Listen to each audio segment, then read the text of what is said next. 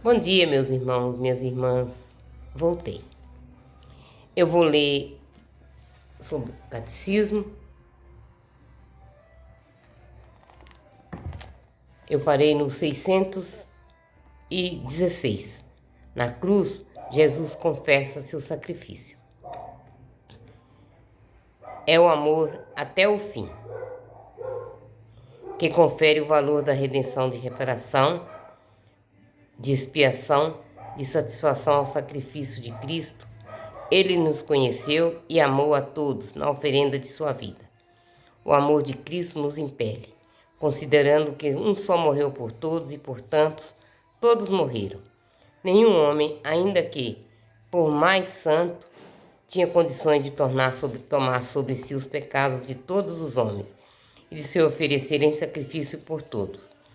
A existência em Cristo da pessoa divina do Filho, que supera e ao mesmo tempo abraça todas as pessoas humanas e o institui cabeça de toda a autoridade, toda a humanidade, torna possível seu sacrifício redentor por todos.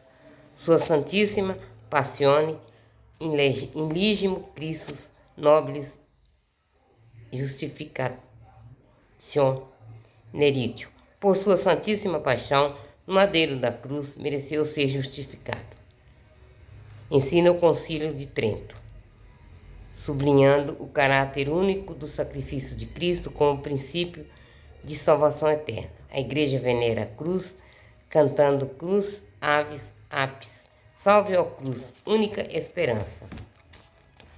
Nossa participação no sacrifício de Cristo. A cruz é o único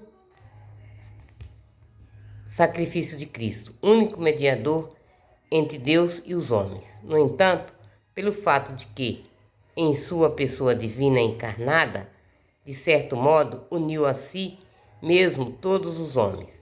Ele oferece a todos os homens, de modo como Deus conhece, a possibilidade de serem associados ao mistério pascual. Chama seus discípulos a tomar sua cruz e a segui-lo. Pois sofreu por nós, deixou-nos por um exemplo, a fim de que sigamos seus passos.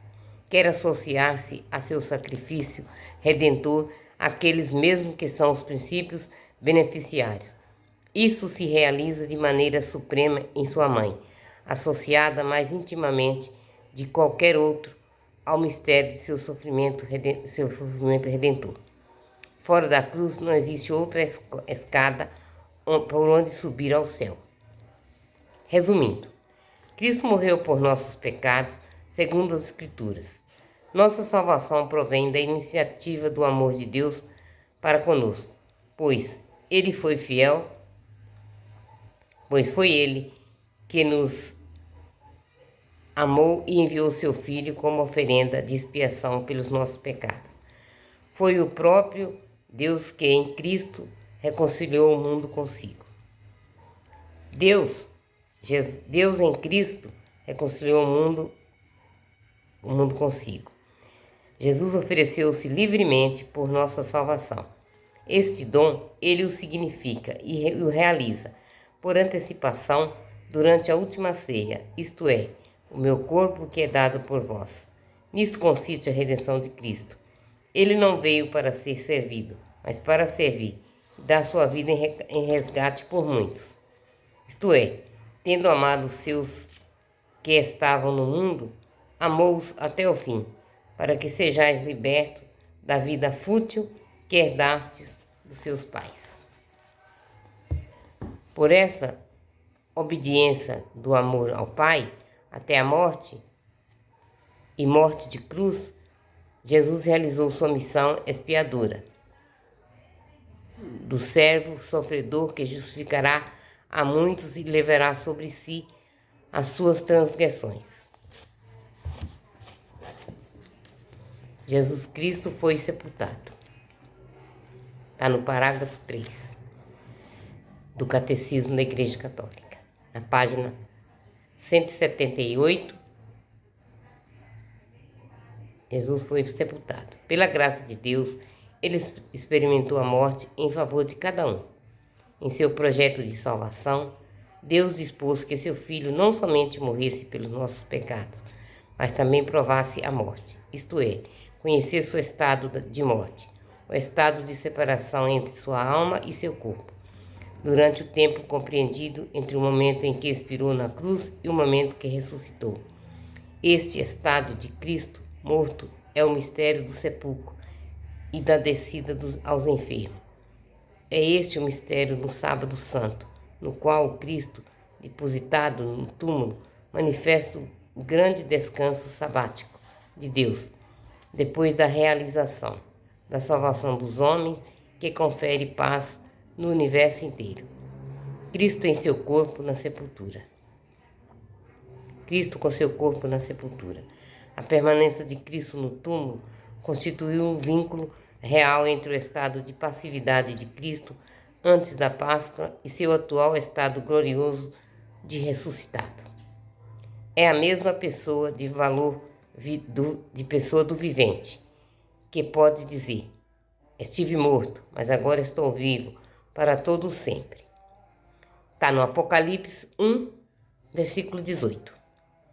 Deus, o Filho, não impediu a morte de separar a alma do corpo, segundo a ordem necessária à natureza, mas os reuniu novamente um ao outro pela ressurreição, a fim de ser ele mesmo, em sua pessoa, o ponto de encontro da morte e da vida, cessando nele a decomposição da natureza produzida pela morte e tornando-se ele mesmo princípio da reunião para as partes separadas. Visto que o príncipe da vida que mataram é o mesmo vivente que ressuscitou, necessariamente a pessoa divina do Filho de Deus continuou a assumir sua alma e seu corpo separado entre si pela morte, pelo fato de que na morte de Cristo a alma ter sido separada da carne. A única pessoa não foi dividida em duas pessoas, pois o corpo e a alma de Cristo existiram igualmente, desde o início na pessoa do Verbo e na morte, embora separados um do outro.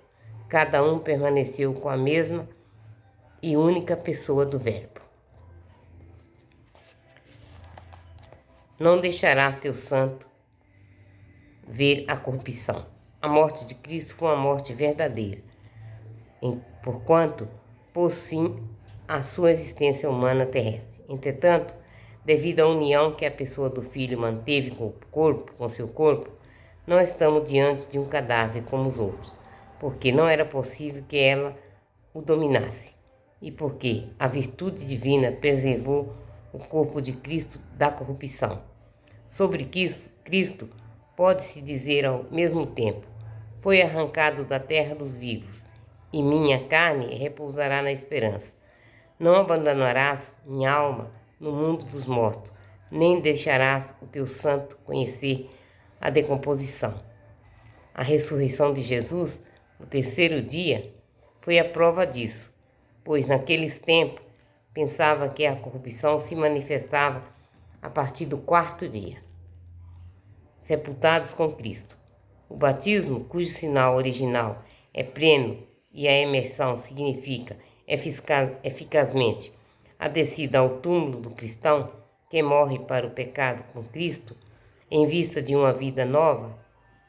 Pelo batismo, fomos sepultados com ele na morte, para que, como Cristo foi ressuscitado dos mortos pela ação gloriosa do Pai, assim também nós vivamos uma vida nova.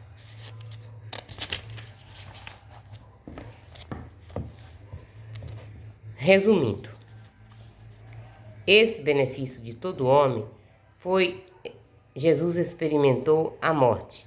Foi verdadeiramente o Filho de Deus feito homem que morreu e foi sepultado. Durante a permanência de Cristo no túmulo, sua pessoa divina continuou a assumir tanto a sua alma como seu corpo, embora separados entre si pela morte. Por isso, o corpo de Cristo morto não sofreu decomposição. Oh, glória a Deus! Deus é Deus. E Ele é bom o tempo todo. Jesus Cristo desceu aos enfermos, ressuscitou dos mortos, no terceiro dia. Ele desceu também às profundezas da terra. Aquele que desceu é o mesmo que subiu acima de todos o céu, de todos os céus, a fim de encher o universo. O símbolo dos apóstolos confessa, em um mesmo artigo de fé, a descida de Cristo aos enfermos e sua ressurreição dos mortos no terceiro dia, porque em sua Páscoa é do fundo da morte que ele fez jorrar a vida.